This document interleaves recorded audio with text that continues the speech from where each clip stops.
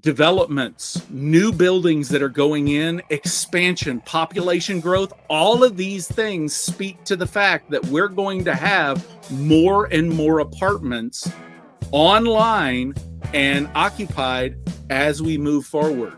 And each and every one of those apartments needs somebody with capable hands in order to fix stuff when it breaks, because entropy is job security. So if anybody's looking for a job, check out apartment maintenance. It's the best career in the world.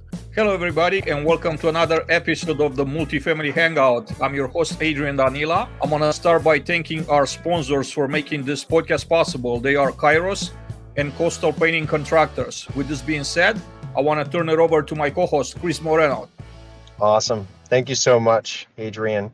And really excited today to have a special guest in the studio. Many of you already know him as one of the GOATs in the multifamily and real estate operations and technology space. But Paul Rhodes, our guest today, started his multifamily career over almost 30 years ago. Amazing. And he was picking up trash in a Roswell, Georgia community. Really incredible story. And before he went national, he spent a lot of time on site. He did things from I think you can share, but some of the stuff building pools. He focused on educating and learning from others. But he's been a lead instructor for like HG Supply. He spent a lot of time on education in the industry, and he actually became one of the national maintenance instructors for the National Apartment Association Education Institute. Paul is really big on paying it forward and helping others and giving to others first. He's got so many credentials. He's also spent a lot of time helping others achieve credentials in programming.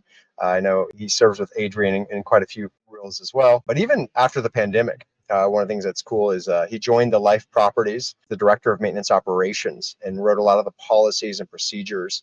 And then in June of 2022, he joined Brookfield Properties as the senior manager of maintenance learning.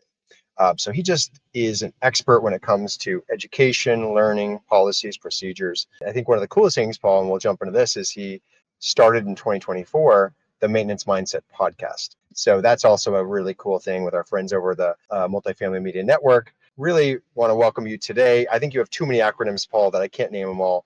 But welcome, Paul. Glad to have you on board today. Hey, Chris, thanks for having me. And Adrian, thanks again for the invite. I'm honored anytime I can, flap my gums and hopefully something intelligent comes out. I just thank you. I appreciate you having me. It's wonderful to be here. Can you share, obviously, your story is awesome, from picking up trash to leading teams. Can you share a little bit about that falling into your first job in real estate? How did you get started? Where were you picking up trash? Were you actually employed or were you unemployed when you were picking up that trash? Well, I was employed, and really it came about through a failed retail career. I was managing a bookstore here down in Dunwoody for a religious bookstore chain, and I was managing one of the bookstores, and just the retail environment began to essentially required more than what I was willing to give. And so I ended up leaving the retail world and managing a bookstore, and got a job that my brother-in-law was working maintenance for a management company that has gone by the wayside. It was called Security Capital Group, that Archstone took over.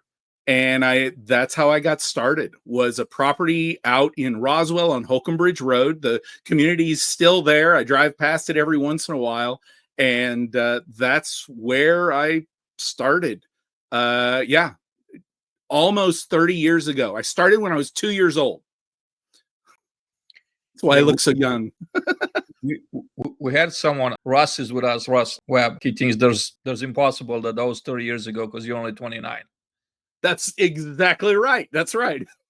A day over 29.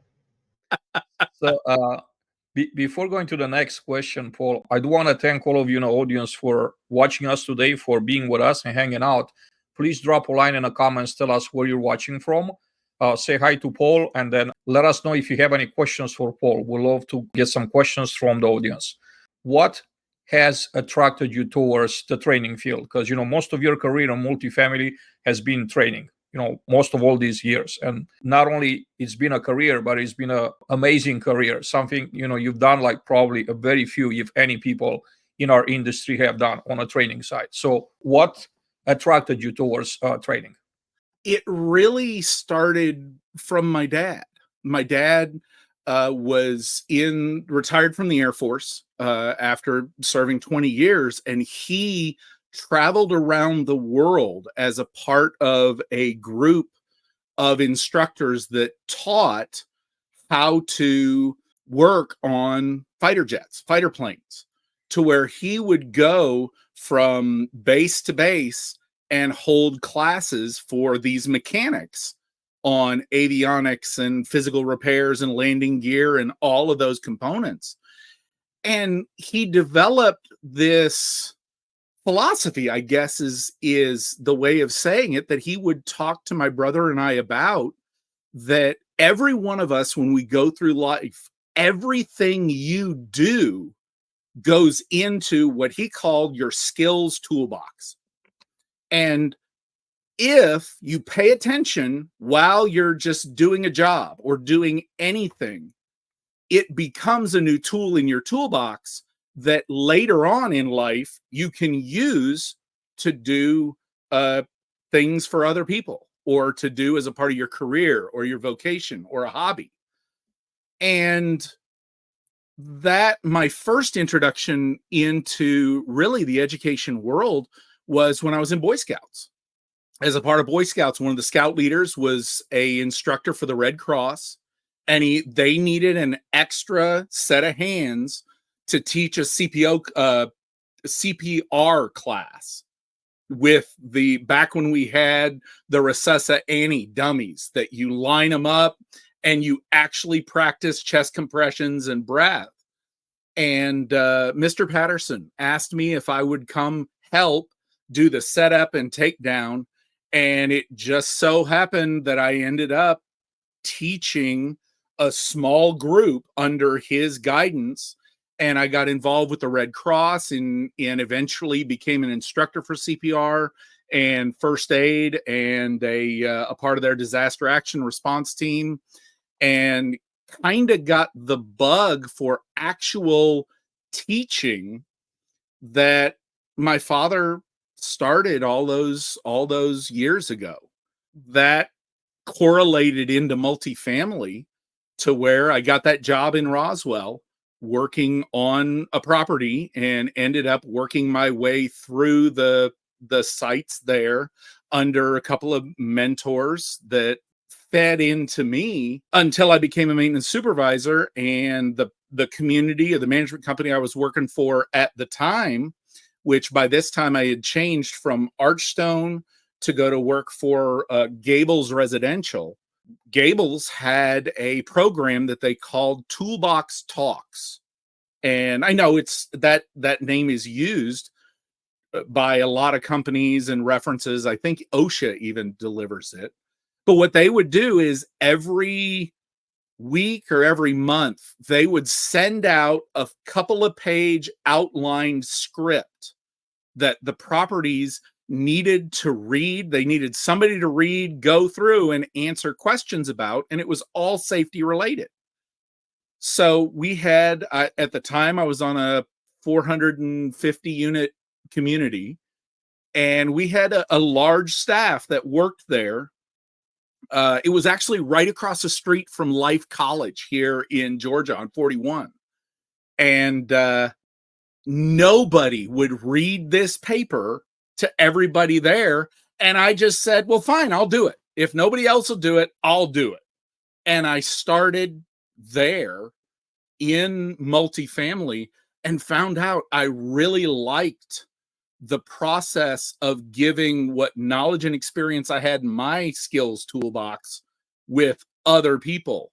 And very, very quickly, it went from just reading the script that they provided to doing research and making sure that I covered whatever topic it was fully and completely, and ended up catching the bug, I guess. I think one of the cool things too, you talk about Paul, and you share a lot of great stories. You highlight a lot about company reputation, your reputation in the industry, and especially in attracting skilled technicians. Like, can you share a little bit more about how like companies can build a strong reputation, an appealing reputation to people like yourself and people and others who want to build a career with a company? That's hard because, and the reason why I say it's hard is that some of the questions in an interview, we think that there's like a flip a switch answer to where you can go and your management company or you're as an employer, you can go from not having a reputation at all or having a less than positive reputation to having an attractive reputation overnight. All we need to do is create a motto, create a mission statement, or all of those things. But especially in today's day and age, you can't just flip a switch on that stuff. It has to be lived out day after day. And over time, your reputation is going to build itself on repetition. In other words, I can have a piece of paper that I've got a list of things that we say we stand for, which is great. You say you stand for those things. But when the rubber meets the road, does it really mean something? An example of this would be back when I worked for HD Supply. We rolled out a line. The HD Supply rolled out a line of products that were all energy efficiency, and this would have been back in the pre-2010 time frame when energy efficiency was thought about, but it didn't have the prominence of marketplace and there like it does today. Well, we rolled out these products that were all focused on saving water, saving electricity, saving gas, saving all the utilities that a management company could actually decrease the bills for their residents. And there was a lot of push around at the management company side saying, yes, we're energy efficient and we're going green and doing all of these things, which was a lot of marketing. And yet at the supplier, and not just that supplier, these products were sitting on the shelf and collecting dust because at the time, they were way more expensive, like largely more expensive than their regular counterparts. For instance, incandescent bulb, maybe a 4-pack was like $5, and one LED bulb at the time was over 20. Of course, you make it back in the energy efficiency and all of those other math things. And what I'm getting at here is that there was a lot of companies saying, yes, we're energy efficient. But when the decision came down, the actions that were taken did not reflect all of that big marketing push of we are a thing. So to answer your question, I really think that it comes down to being real and understanding that a management company or any employer for that matter is their reputation is an accumulation of a bunch of decisions, and those decisions will show up somewhere. Recently in I was having a discussion or talking about purchasing, and that the best thing a management company can do from a procurement standpoint is develop a partnership with a supplier. And I know, Adrian, through Multifamily X, you do some of that. You connect, and Chris, you're great at making those connections. Well, on site and on property, our maintenance supervisors and our leaders, our property leaders, need to be looking for a partner. But that is not just a name. That means that I value my partner with the same amount of effort and intent that my partner values me. And the way that plays out from a reputational standpoint is when I order something and they tell me it's going to be there tomorrow, is it? But a partnership is a two-way street. In other words, when they deliver it on time, how fast and how much urgency do I put behind paying that bill? And how that plays into a reputation is several years ago when I had to go looking for a job. One of the ways that I evaluated, and I ended up at Life Properties, honestly, was the management companies I was talking to. One of the first things I did was call their vendors, their suppliers that I knew, and I asked them, hey, this management company, ABC Management or Sanitation Ridge Apartments, do they pay their bills? And if they don't pay their bills, then as an employee, that's a reflection on me. And I'm not sure I want to go to work for somebody who doesn't pay their bills because they promised to pay and their bills are late.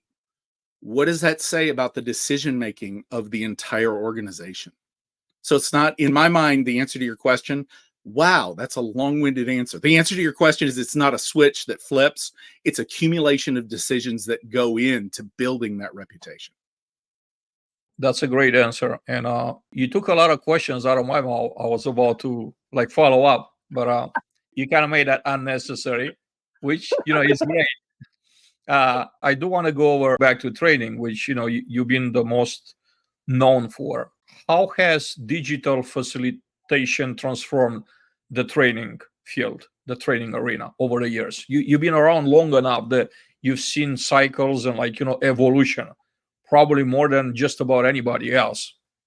Well, where I think this question comes from is in my bio, and there I say that when I was with HD Supply, I oversaw changing the training to digital methods.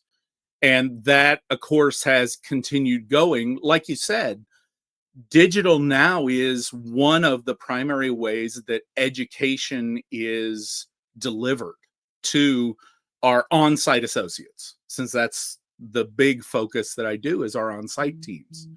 When I was with HD Supply, when I started in 2005, we were shipping product from the warehouse to a property, and the training consisted of unboxing that product, whatever it was, plumbing, heating, air conditioning, and we would actually take that thing, whatever it was, apart, go through common work orders, services. So it was all very physical and, to stretch a term, hands-on.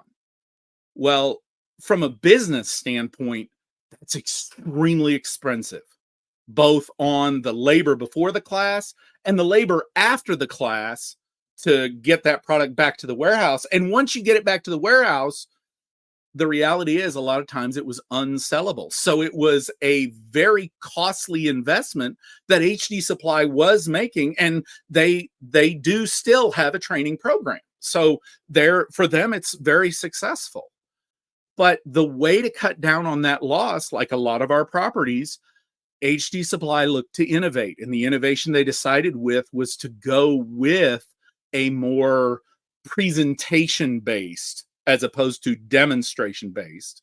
And this would have been in 2006, 2007. So we were using, the old dial-up connections on the laptops, and we had PowerPoints, and we were creating PowerPoints that were rough and tumble, but we ended up creating a catalog and using that. So that was the beginning, the first experience I had of changing from analog to a digital type delivery method. I mean, the providers of e-learning at that time, matter of fact, I don't even think the label e-learning existed outside of fair housing. Fair housing would have been the first times to where you had, matter of fact, I remember getting a handout from the corporate office, and us gathering around a phone call, and everybody had to go through the handout before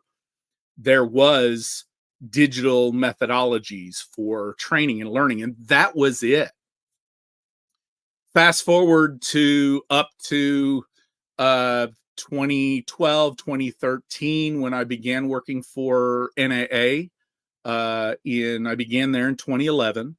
And there we had a very rough early version of e-learning courses that continued to the point to where in 2016, if I remember right, the National Apartment Association Education Institute actually got into full production, like camera crew, writing a script and hiring actors and setting it up, to where for the certificate for apartment maintenance technician, I think those videos still exist today and are used to provide soft skills, for lack of a better term, training to candidates for CAMT.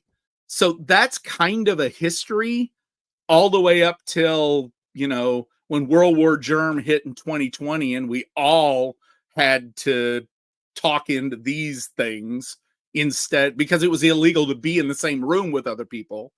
Today, the real challenge from a maintenance and from a segment of the industry that I serve is the first quick and cheapest answer for educating our maintenance associates is everybody wants to go e-learning, online, webinars for educational purposes. And on one hand, okay, great. It's easy to document. It is great. You sit a maintenance technician down in front of a computer for X number of hours and they get force-fed content. Yes, there's some really cool animations and companies that I know Adrian and I have both been on calls about that deliver great, cool things. I mean, there's even some that you play like a video game. But at the end of the day, there is not a better way of training than taking a wrench, putting it into a tech's hand, and having them put it around a pipe and feel how much force is required to turn that nut, and too much, you break it. So I guess the end of this story, or this answer to the question, is I started when it was analog, went digital, used digital as a tool, and I still believe that digital online learning is just that. It's a tool. It's not a replacement. And the encouragement for any maintenance professional who is out in the field right now, practice communication skills and get in, because right now, one of the biggest needs we have is training maintenance technicians. And unlike other skilled trades, apartment maintenance technician as a role has no school that you can go to get a program outside of CAMT being taught in a couple of VOTECs that I'm aware of. So we need more instructors, more people who will teach and make use of the digital tools that are available. And now a word from Dean Fungawing, founder and CEO, Kairos. We take that personal touch of showing up to the property, meeting with the building engineers, meeting with the site maintenance teams, and saying, you tell us where you see the most problems. We're not going to assume that we know where your particular problems are, right? And when they start telling us like, dishwashers aren't a problem, but water heaters are a big problem, right? Well, last year we had a fire suppression system that froze and it leaked down into 8 apartments, caused $300,000 worth of damage, right? Those conversations are invaluable because now I've got a historical marker where I have a quantitative problem. I have now not just said, oh, water is a problem, or fire is a problem, or freeze is a problem. I've now told you how much that problem cost me last year. And I say, okay, if this year I can prevent a pipe freeze, if this year I can prevent another water heater from destroying and getting out of control, I can't stop the water heater from leaking, But I can tell you about it early enough, because the name of the game with water is get to it as fast as possible.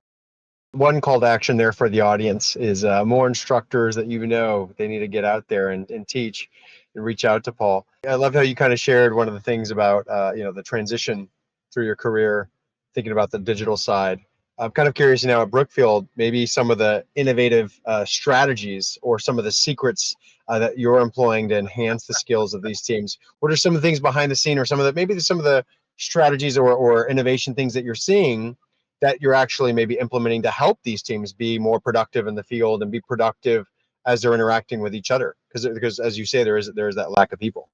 Are you using AI, for instance, or is AI, as you're talking about going back to the old school analog, are you using AI in different ways to support those people in the field? I'm not sure you want to open up the AI conversation. I am very publicly, I believe the best way that in a debate I did with Chris Caramonica about AI on another network or platform, I am the optimistically hesitant but curious stalwart where AI is concerned. It's here, it's reality. But in my mind, you see, I view the Terminator as a documentary, not as an educational film. Is it coming? Yes. Will it happen? Yes. Am I scared of it? Oh, yes. With all the exclamations that are there. Is it useful?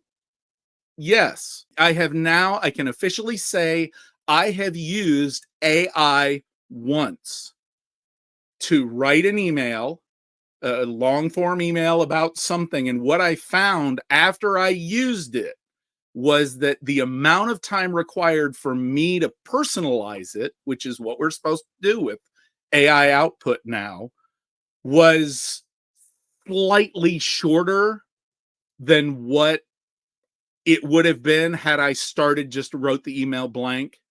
I know it'll get better. The large language model stuff, and I've done, research. I mean, heck, I actually read, Henry Kissinger's book on AI to find out more about it. Does it have promise? Yes.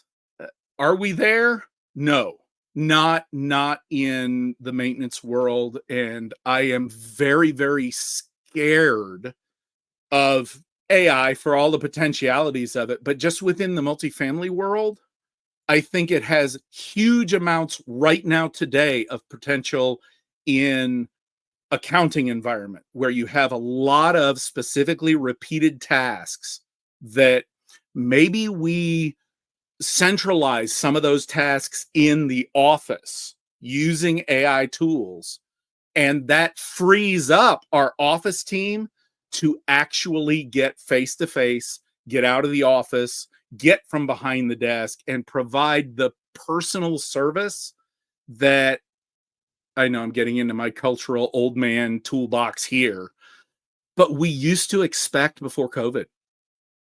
Really, we used to have an expectation of personal face to face service, and now all we're doing is making excuses.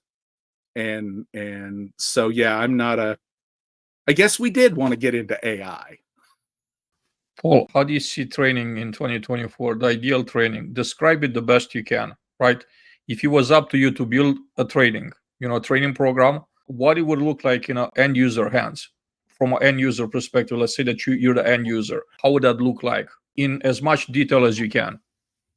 I'm actually going to approach this the way that I did recently on LinkedIn. I did an interview with Chris Caramonica, and we got to talking about an ideal Make Ready program.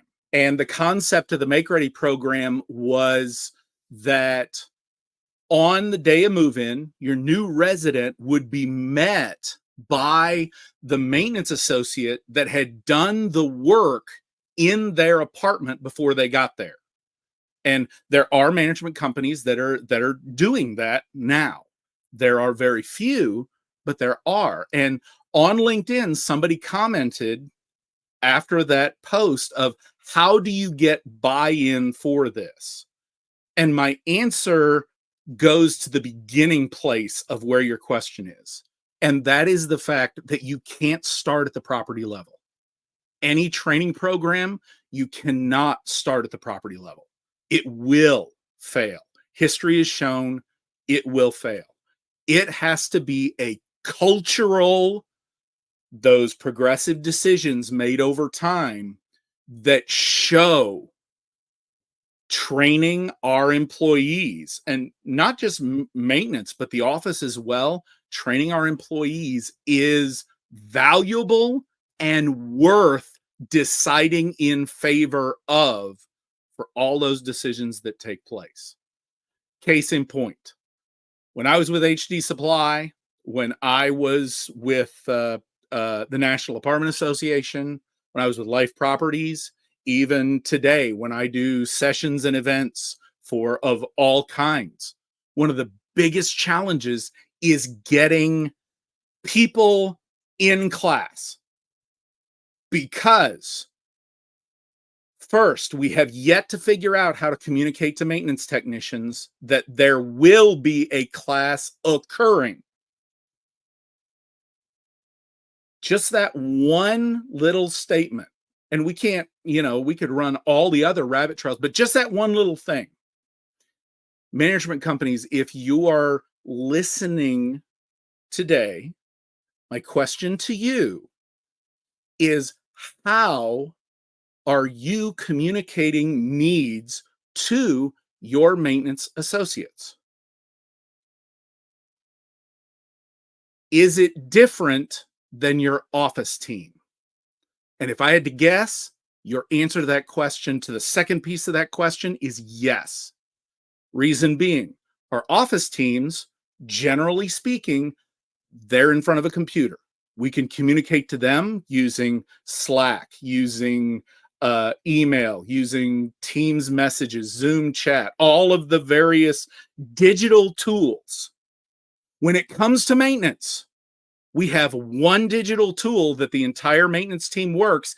If your management company is using a work order management platform in the form of a mobile app on their phone, but those are not optimized for messaging or communication.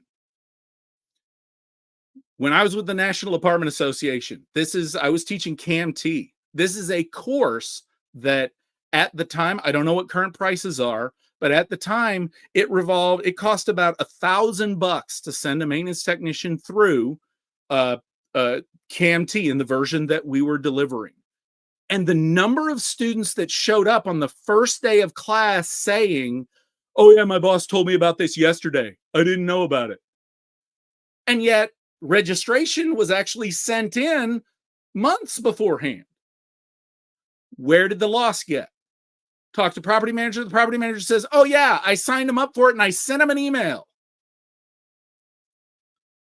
Your maintenance technicians, when was the last time they checked email? And if they checked email, which office team member did they have to kick off their computer so that the maintenance tech could check his or her email? That level of questioning from a communication standpoint is why suppliers, you've got the big national suppliers, HD Supply, Lowe's Pro, and Chadwell.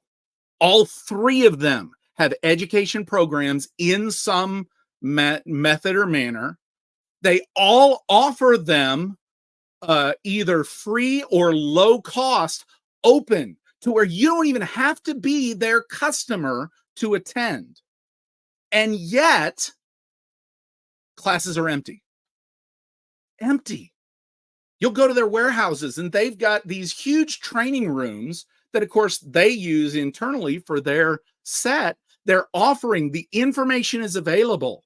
And yet, maintenance professionals, first of all, don't hear about the class. They're not given resources to be able to research to find the class. And then the third piece of that is, if the maintenance professional does those two steps, the last piece of it is the day of class, oh, we suddenly have 10 move outs or 3 inspections or the regional's coming for a visit or insert reason here why maintenance can't go to whatever training event.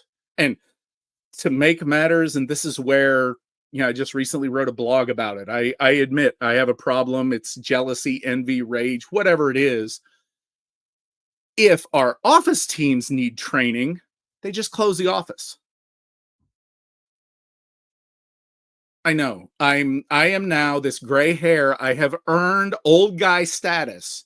I am, to steal a line from the great Rich George, I am 5 feet away from being that old man sitting out on the front porch yelling at kids to get off my lawn. You were extremely knowledgeable on all facets, I'm sure, around. You probably have the nicest lawn in the neighborhood, I gotta imagine. And you probably have the great French drains. You've got the right tunneling. You've got the right grade of the lawn. It's probably you probably level it twice or 3 times a year, I'm gonna bet. You would be incorrect. Okay. We'll put you in the top 10% of lawns, maybe. Maybe you can go. We'll come have Adrian help you out. It's funny because multifamily actually overlaps a ton with other industries, and this is a debatable thing. But you think about like other sectors, other industries that are nearby. But I think maintenance in a big way can overlap with hospitality, like hotels, retail, commercial, industrial, but even like BTR and SFR arenas. Like, what are some of the big things you've learned? Are you engaging with people in those other areas like BTR, SFR, et cetera? And maybe are there some things that you've learned that maybe you didn't see in multifamily, but you learned from another sector and that you brought over and was extremely valuable? The biggest lesson, and I'm a frequent, I talk about it in sessions, and I want to even say that Adrian, you and I have talked about it in one of the times that we've talked previous, is the stance that multifamily has, that hotels and the hospitality industry as a whole have really latched onto, and we just can't seem to figure it out for various reasons that are way beyond what my small brain can figure. And that is the topic of preventing. We are all reaction based. Everything we do is reaction based, and our finances are set up to respond. When I was on site, I remember a conversation. This would have been at or around Y2K 2000. I was working at a property. The property was 22, 23 years old, and water heaters were starting to fail. And I went during annual budget review. I went to the property manager, and I had done research. I went up ahead and said, look, the last water heater that failed cost us as a company over $8,000 in water damage and carpeting and all the flooding that happened downstairs. And these are, Y2K prices, so can't take them today and extrapolate. But I went to the property manager and I said, can we start replacing water heaters? And she said, I'll put it in the budget. And of course, it got cut instantly, that large dollar amount. And at the time, a water heater was maybe $500. So if we change the water heater before it breaks, $500. Wait until after it breaks, multiple thousands of dollars.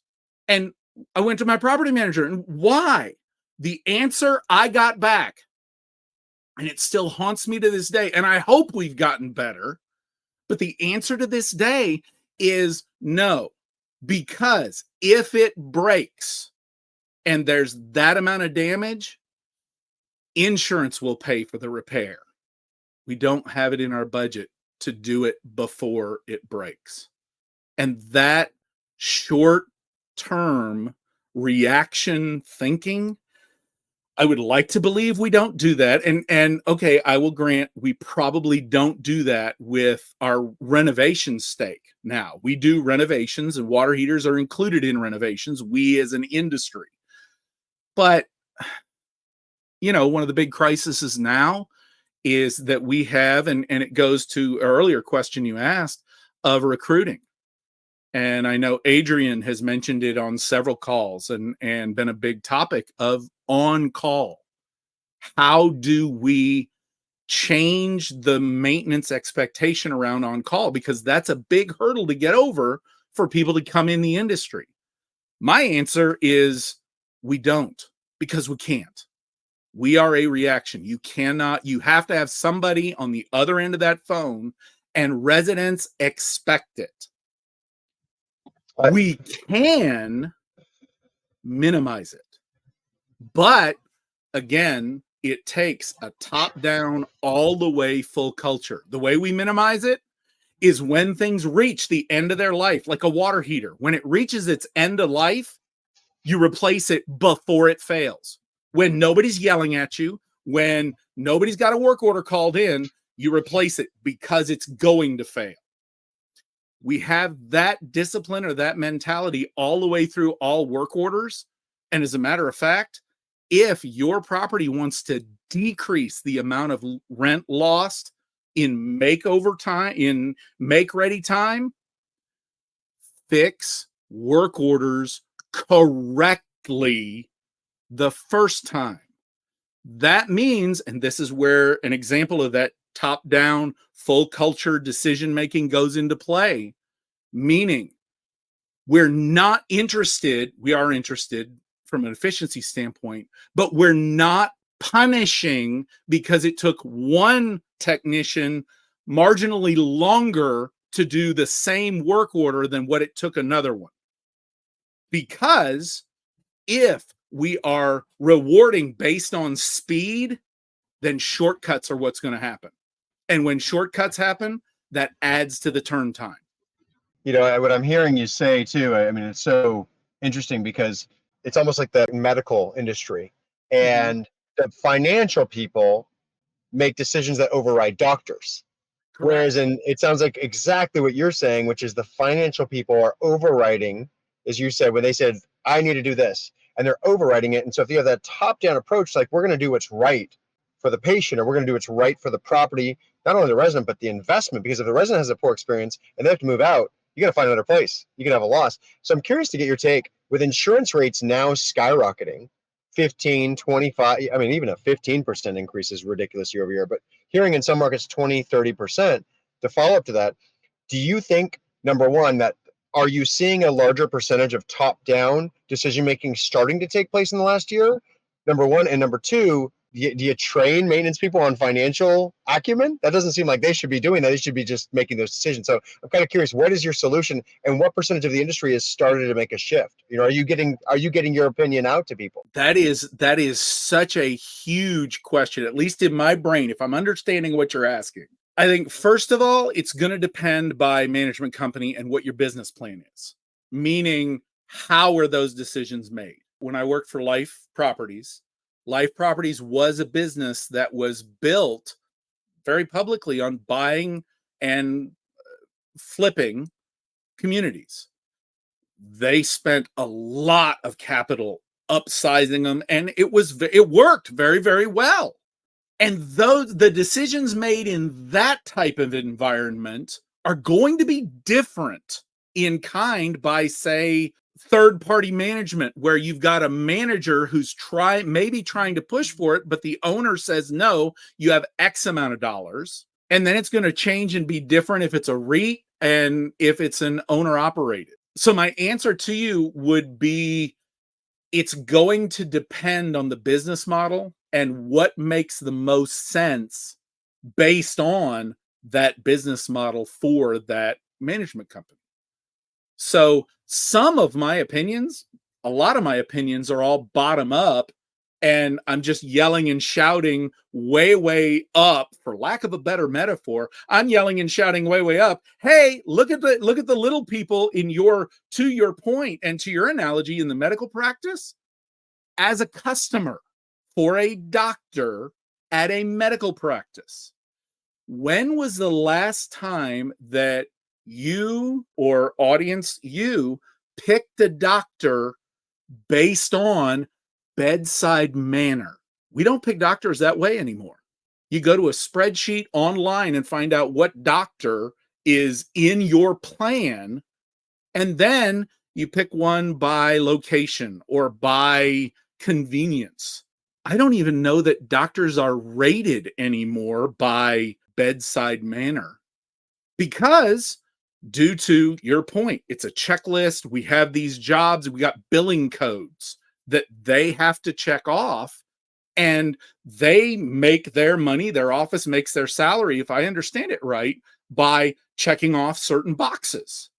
And that's what they bill to the insurance company. So in that format, it's all focusing on what their goals are. So at the end of the day, to kind of bring that back to multifamily, what is our goals at the property level, the regional level, at the management level? What is our goals? And then do our decisions reflect what those goals are all the way down the line? And an example of that, if a property has a high renewal goal, they want to decrease the number of move-outs, how are they going to do that? In my mind, in my simplistic mind, you got two ways: price and value. And the value, that's where that service piece comes into play. But if you're not worried about renewals, then service is not a focus at the property level. My thinking goes to service. My thinking goes to providing those skills to the most amount of people. Paul, we're losing legacy knowledge in apartment finance in a big way. You just mentioned to us in our last leadership meeting that the average age for maintenance workers in our field drops, but not because we're bringing too many young people in, but because we're losing the old timers. That translates into legacy knowledge. So we're losing that legacy knowledge. How is that passed on to younger generation? How much is it, and what comes from behind? So I know this is a topic that we could cover a few episodes worth of conversations here, but I'd like to hear some thoughts of, on this situation, current situation, and maybe what kind of hope do we have there as an industry that we're closing that gap somehow. Hope, to parody a great instructor I had years ago when I was getting up, it's basically, they said there is no hope. There's action. It said hope is not a strategy. It's true, but it's not there. I'm thinking about actions. Yeah. There it is. Where it is. I don't have an answer. I think right now, to deal with what you're doing, we are, from a maintenance perspective. I went to breakfast this morning with Jennifer Carter here in Atlanta, and we were talking about some things, and I brought up COVID. And she said, Paul, would you get off COVID? COVID's done. It's over. We're finished. And I said, I will disagree with you. And I disagree with it. Yes, COVID as an event is done. But for apartment maintenance technicians and apartment maintenance culture, we have a problem because, and again, it goes to that top-down decision making. We have a problem. During COVID, maintenance workers, nothing changed. Granted, how they did what they did changed. You still had to show up. You couldn't go remote. We couldn't do our jobs by camera.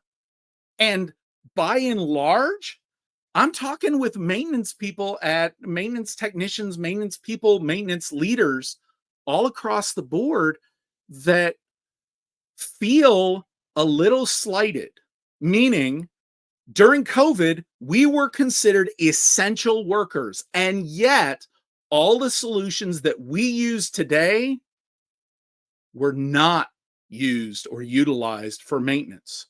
We had maintenance workers that were going into apartments to solve problems when the rest of the world, no human contact. And I believe that there's a little bit of lingering anger, a little bit of lingering problems, feelings of non-recognition for that event. In that, I mean, Adrian, you've said it, the pay scale for maintenance workers, and your LinkedIn posts on a regular basis, the pay scale for maintenance workers is still lower. Has it come up? Yes.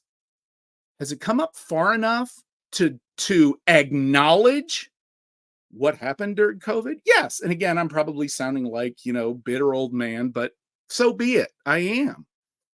Not only that, in today's day and time, maintenance solutions, the maintenance solution that are being offered are only answers that were discovered during that time period. There's a lot of apps. I'm talking to Mr. PropTech. We have all of these tools and they're great, but they're tools. And yet the human element, one example, the curriculum I taught for NAA pre-COVID, CAMT, the Certificate for Apartment Maintenance Technician, if as an industry, we want to invest in our maintenance technicians, that curriculum would be massively improved. And yet it has not been. They've had adjustments. It's kept up to date, current, but it has not been nominally changed since several years prior to 2020. So what does that tell to the maintenance workers who, during the time of COVID, we were told risked bodily physical harm in that culture by exposure because we couldn't go remote? And what does it say? Why should people with all this legacy knowledge be interested in staying? Oh, wait, we'll pay you more. I got to admit, granted, I like making money. I need to pay bills. I like having the roof over my head. But if money is the only thing that's keeping me here, money's fungible. I can make money from my management company. I can make money from another management company. And if there's no distinction between my management company and your management company, if your check's going to be bigger, why should I stay? I'll take my legacy knowledge with me and go over there. And what's the benefit for me to pass it on to somebody else? I don't think, and this, I guess, to summarize the big answer, I don't think we've come up with an answer on how to do that in a meaningful way yet. Is there an app that could do that? Chris, I'm going to leave that up to you because right now it seems like apps solve everything. I'm still waiting for the app that'll plunge a toilet. Yeah, it's like the billboard. I agree with you. It's like the billboard on the side of a building, like AI trying to finish building this building. And Correct, so we're yeah. always, I agree with you. I think, you hit it on the head, which is no, there's not going to necessarily be a robot in the short term that's going to come plunge the toilet. I think there will be long term, but again, these intricacies, it's really expensive the more granular you get because a maintenance person can come in and fix 100 different types of toilets, right? To your point, they can come in and fix 100 types of things. And it's like coming in with a hammer when all you needed is a wrench or you just need your fingers to twist it. And so I think that's the human side. I really like what you said about the insurance problem is until you've experienced the ability to reduce insurance premiums by being preventive, right? It takes, like you said, it takes ownership. It takes high level people to do that.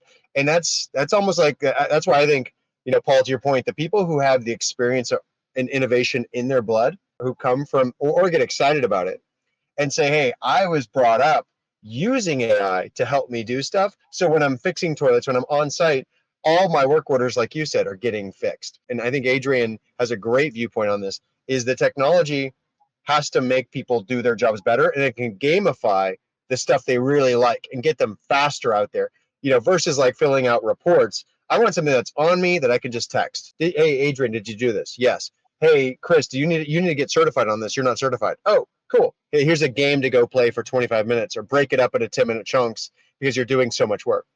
So I love what you said. I completely agree. And I think that's the hard part is too many people try to build one super app for everything. And I don't think it's ever going to be that. I think it's, like I was going to ask you about your podcast, but I think, plug for your podcast. Your podcast comes out from a focused area. Mike's podcast, Mike Brewer, comes out his podcast from a unique angle. Everyone's got a unique perspective. Adrian's got his podcast. So I think, similar to like how people can come about it. So I love what you were saying. As Mr. Proptic, I don't have an answer for you in terms of when those robots come, but I think as you see robots who can clean hallways and clean the toilets, while your teams, you don't need a maintenance guy to come in and clean the toilet. You need a maintenance person to go do the things he's skilled at doing, have the automation go mow the lawn, have the automation clean the pool, have the automation have video equipment recording things on site. So I want you to make a promise that you're coming back for more. Always, Adrian. I'm on the other end of whatever phone, LinkedIn article thing you want. I'm always happy. It's always fun to talk and figure out, because like we've talked in the past before, no one person, and even Chris, you were alluding to, no one person knows everything. I find I work best by collaboration. I'll have an idea that I need to throw off of somebody, and sometimes even just hearing it out loud, you realize this is a really bad idea. How do I finish this sentence of this really bad idea without losing all ego? And I've lost all credibility with myself a long time ago, so I might as well just go ahead and finish. And hey, I got this idea. Let's try something different. And that is, to your point, that's kind of where the maintenance mindset and the Mindset Minute podcast came from. Is that even today, I still see a lot of discussions out there that are not inclusive of a maintenance audience, or if it is, it's only discussions coming from the operational side. I thought, what if we had a message or a recording event, and Adrian, this part of this came from a discussion of you, but what if we had a podcast that was from a maintenance viewpoint that spoke lessons to maintenance, but also talked back the opposite direction towards office and our corporate and on-site leadership? I've got ideas. So kind of going back to that, when I got started in education, I said, yeah, I'll do it. And it's fun. It's a blast. I hope everybody, as you continue to listen to the Multifamily Hangout, if you've got an extra 5-10 minutes and want to hear some weirdo loudmouth maintenance guy try and spew stories similar to what you've heard today, come on over and give me a chance on every one of the podcast platforms. How can the audience find you, Paul? How can they find your podcast? The podcast is available on all Spotify, Apple, Audible, all of the streaming services. It's available there. It is a part of the Multifamily Media Network. And if they want, or if there's questions or ways I can help and direct people to, my website, directionalmaintenance.com, is at the bottom of the screen. And if there's anything I can help with, beyond that, I will be down in Florida at the FAA conference. So if anybody's listening, September 18th through 20th, come on up. Let me shake your hand and let me pick your brain. I like hearing different ideas. Maybe an original thought of mine will pop out. It's awesome. Well, always great having you on. This is probably our 6th round. I'm just kind of guessing. It doesn't even matter. We're just getting warmed up. Any closing thoughts, and hopefully a segue into our next round? The only closing thought I've got is that apartment maintenance is an essential part of our on-site experience. One of the big selling points for the multifamily industry is that we provide service when things break where people live. If they own a home, they got to hire a contractor. Well, in an apartment, service is a part of that. And we need people to do that.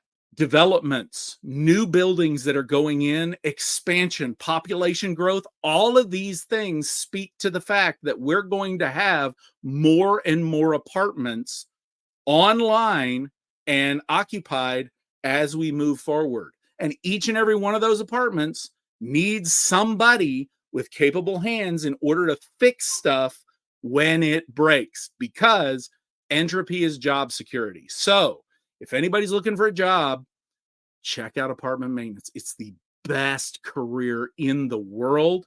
As Adrian can tell you, as I can tell you, it can lead anywhere you want to go. Check out being an apartment maintenance technician. It's awesome. I'm gonna make sure that we cut this piece out and we're making it a promo for apartment maintenance to promote apartment maintenance. I couldn't, Awesome. It's unprovoked, and Yes. and those are the best. Chris Moreno, any closing thoughts? Loved it. I can't wait for next round. You're a blast, Paul. Always great to see you IRL. Thanks for Yes. coming on and answering all these questions. I love when you go deep. So you never, it's always the best when you're sharing these, what's going on in your brain and all your experience and knowledge. So, and thanks for being curious. I think shout out to Moshe Crane, one of our friends who is super curious online. Mike a lot, our friend in Atlanta. So a lot of great people you called out, and I can't wait for the next episode. We're signing off. Another great conversation here with Paul Rhodes today. All Atlanteans, right? Even though we're from different locations, we hope to see you back here next week, next Thursday at 3 p.m. This is Multifamily Hangout. Want to thank Kairos and Coastal Painting Contractors for making our podcast possible. Have an amazing afternoon. Take care.